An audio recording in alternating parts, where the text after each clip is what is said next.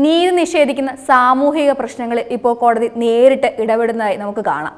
ഈ കഴിഞ്ഞ ദിവസങ്ങളിൽ നടന്ന മനസാക്ഷിയെ മരവിപ്പിക്കുന്ന പല സാമൂഹിക വിഷയങ്ങളിലും കോടതി നേരിട്ട് ഇടപെടുന്ന കാഴ്ചയാണ് നമ്മളിപ്പോൾ കണ്ടുവരുന്നത്.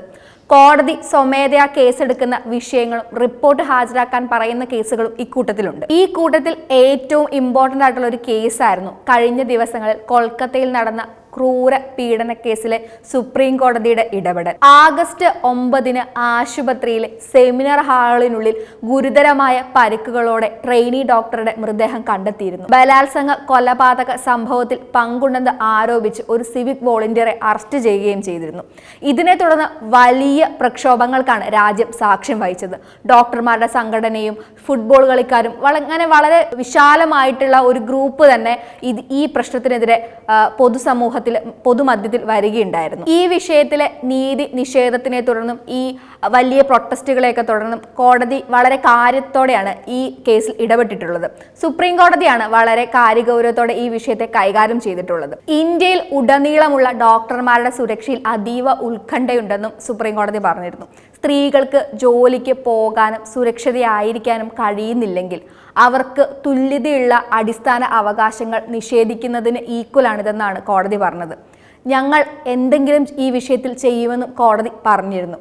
അങ്ങനെ ഇതോടൊപ്പം തന്നെ ഈ വിഷയത്തിൽ വിവിധ ഫെഡറേഷനുകളും മറ്റും നടത്തി വന്ന സമരം പിൻവലിക്കുന്നതിന് കാരണമായിട്ടുള്ളത് സുപ്രീം കോടതി സ്വമേധയാ ഇടപെട്ട് നടപടി സ്വീകരിച്ചതിനെ തുടർന്നായിരുന്നു. സുപ്രീം കോടതിയുടെ ഇടപെടലോടെയാണ് 11ാം ദിവസം ഈ കൊൽക്കത്ത കേസിലുള്ള സമരം പിൻവലിക്കുന്നത്. വളരെ ഗൗരവമായിട്ടാണ് സുപ്രീം കോടതി ഈ വിഷയത്തിൽ അവരുടെ നിലപാട് സ്വീകരിച്ചിട്ടുള്ളത്. ഈ വിഷയത്തിൽ വളരെ വ്യക്തമായിട്ടുള്ള അഭിപ്രായ പ്രകടനവും നിയമ നടപടികളുമായിട്ടാണ് സുപ്രീം കോടതി മുന്നോട്ട് വന്നത്. അതേപോലെ തന്നെ ഹൈക്കോടതി മറ്റൊരു സാമൂഹിക വിഷയത്തിലും ഇതേപോലെ തന്നെ വളരെ ഇമ്പോർട്ടൻ്റ് ആയിട്ടുള്ള ഒരു നിലപാടെടുക്കുകയും അത് പ്രശസ്തനാർഹമായി തീരുകയും ചെയ്തിട്ടുണ്ട്. അത് കേരളത്തിൽ നിന്നാണ്. മലയാള സിനിമയുടെ തിരശീലയ്ക്ക് തീ പിടിച്ച സംഭവമായിരുന്നു ഹേമ കമ്മിറ്റിയുടെ റിപ്പോർട്ട് പുറത്തു വന്നത്. വലിയ കോലാഹലങ്ങളാണ് ഈ കേരള സമൂഹത്തിൽ ഹേമ കമ്മിറ്റി റിപ്പോർട്ട് വന്നതിനെ തുടർന്ന് നടന്നുകൊണ്ടിരുന്നത്. അപ്പോൾ പലപ്പോഴും സ്വമേധയാ കേസെടുക്കാൻ പറ്റില്ല എന്നുള്ള രീതികളും സർക്കാരിന്റെ വാദങ്ങളും പ്രതിവാദങ്ങളും ഒക്കെ വലിയ പ്രശ്നങ്ങൾക്കായിരുന്നു വഴിവെച്ചത്.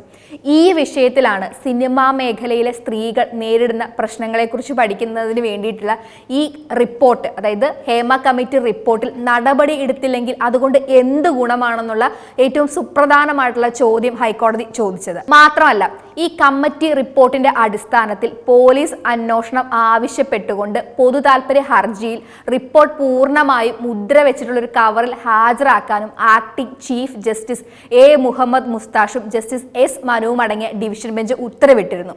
അത് പരിശോധിച്ച് ക്രിമിനൽ നടപടി വേണ്ടതുണ്ടോ എന്ന് തീരുമാനിക്കുമെന്നാണ് കോടതി പറഞ്ഞിട്ടുള്ളത്.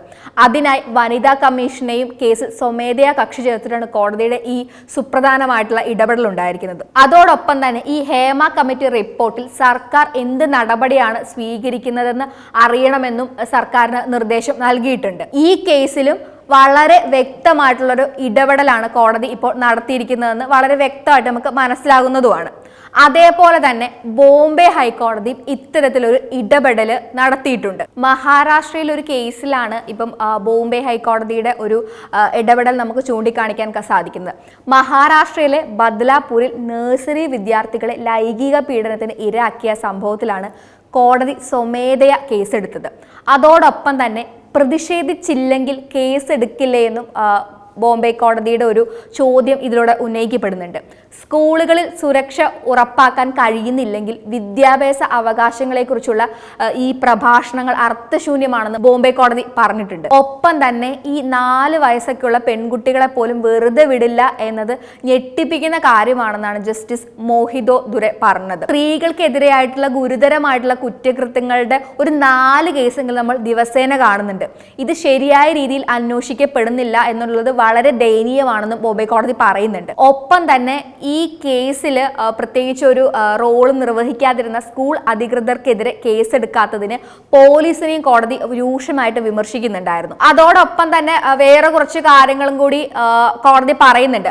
ആളുകൾ പ്രതിഷേധിക്കുന്നില്ലെങ്കിൽ നിങ്ങളുടെ വകുപ്പ് അന്വേഷിക്കില്ലേ? അതേപോലെ തന്നെ ജനങ്ങൾ പ്രതിഷേധിച്ചില്ലെങ്കിൽ സ്ത്രീകൾക്കെതിരായിട്ടുള്ള കുറ്റകൃത്യങ്ങളെ ഗൗരവമായി കാണില്ലേ എന്ന സൂചന നൽകാനാണോ മഹാരാഷ്ട്ര സംസ്ഥാനം ശ്രമിക്കുന്നത് തുടങ്ങി എല്ലാ ദിവസവും കേൾക്കുന്നത് ബലാത്സംഗ ബലാത്സംഗങ്ങളോ പോക്സോ കേസുകളാണെന്നും ജസ്റ്റിസ് ഗഡ്കരി പറയുന്നുണ്ട്. ഇപ്പോൾ കോടതി നടത്തിയിട്ടുള്ള ഈ 3 ഇടപെടലുകളും സ്ത്രീകളുടെ സുരക്ഷിതത്തെയും സംരക്ഷണത്തെയും കരുതി ഉള്ളവ തന്നെയാണെന്നുള്ളത് ശ്രദ്ധേയമായിട്ടുള്ള ഒരു കാര്യമാണ്. ഈ വിഷയത്തിൽ വളരെ വ്യക്തമായിട്ടുള്ള നിലപാടുകളും അല്ലെങ്കിൽ നീക്കങ്ങൾക്കും ഒക്കെയാണ് നമ്മുടെ നീതിന്യായ വ്യവസ്ഥ ഇപ്പോൾ സാക്ഷ്യം വഹിച്ചുകൊണ്ടിരിക്കുന്നത് അല്ലെങ്കിൽ മധ്യസ്ഥം വഹിച്ചുകൊണ്ടിരിക്കുന്നത്. ഈ വിഷയത്തിൽ മാത്രമല്ല, കഴിഞ്ഞ ദിവസം ജീവനാംശത്തെ തേടിയുള്ള വിധിയിൽ വരെ വളരെ നിർണായകമായിട്ടുള്ള മനുഷ്യത്വപരമായിട്ടുള്ള ഇടപെടലുകൾ നടത്തിയതായിട്ട് നമുക്ക് കാണാൻ സാധിക്കുന്നതാണ്. ഒരു തരത്തിൽ ചിന്തിക്കുകയാണെങ്കിൽ കോടതിക്ക് നിരന്തരം പ്രക്ഷോഭങ്ങൾ ഉണ്ടായതിനു ശേഷം മാത്രം ഇടപെടേണ്ടി വരിക എന്ന് പറയുന്നത് അതൊരു സിസ്റ്റത്തിന്റെ പ്രശ്നമായിട്ട് തന്നെ കണക്കാക്കേണ്ടതാണ്. പ്രതിഷേധം ഉയരുമ്പോൾ മാത്രമല്ല ഒരു കേസ് ചർച്ചയിലേക്ക് വരേണ്ടത്. ഒരു കേസ് റിപ്പോർട്ട് ചെയ്യുമ്പോൾ മുതൽ അല്ലെങ്കിൽ ആ കേസുമായി ബന്ധപ്പെട്ട് പോലീസ് സ്റ്റേഷനിൽ എത്തുമ്പോൾ മുതൽ ആ വിഷയത്തിൽ വ്യക്തമായ സ്റ്റാൻഡ് എല്ലാ ഭരണ നിർവഹണ മേഖലയും കൈക്കൊള്ളേണ്ടത് അത്യാവശ്യം തന്നെയാണ്. ഇത്തരത്തിൽ വളരെ വലിയ രീതിയിൽ നീതി നിഷേധങ്ങൾ ഉണ്ടാകുമ്പോൾ ഈ സാമൂഹ്യ വിമർശനങ്ങളിലൂടെ മാത്രമേ ഒരു മെച്ചപ്പെട്ട സമൂഹത്തെ വളർത്തിയെടുക്കാൻ സാധിക്കുകയുള്ളൂ എന്ന് നമുക്ക് മനസ്സിലാകുന്നതാണ്. അതുകൊണ്ട് തന്നെ എപ്പോഴും ഒരു പോരാട്ടത്തിന് തയ്യാറായിരിക്കാൻ സജ്ജരാക്കുന്നത് പോലെയാണ് പല വിഷയങ്ങളും ഉണ്ടാകുന്നത്. കോടതിയുടെ ഇത്തരത്തിലുള്ള നേരിട്ടുള്ള ഇടപെടലുകൾ ഒരു തരത്തിൽ അല്ലെങ്കിൽ മറ്റൊരു തരത്തിൽ നമ്മുടെ നീതിന്യായ വ്യവസ്ഥയെ കൂടുതൽ സംരക്ഷിതമാക്കുക അല്ലെങ്കിൽ ആളുകൾക്ക് അതിൽ വിശ്വാസം ഉണ്ടാക്കാൻ സാധിക്കുകയും ചെയ്യുന്ന ഒരു കാര്യമാണ്. അതുകൊണ്ട് തന്നെ ഈ കോടതിയുടെ ഈ കേസുകളിലൊക്കെ ഉള്ള ഇടപെടൽ വളരെയധികം നല്ലൊരു പോസിറ്റീവായിട്ടുള്ള ഇമ്പാക്റ്റ് ആണ് സൊസൈറ്റിക്ക് നൽകുന്നതെന്ന് പറയാതെ വയ്യ.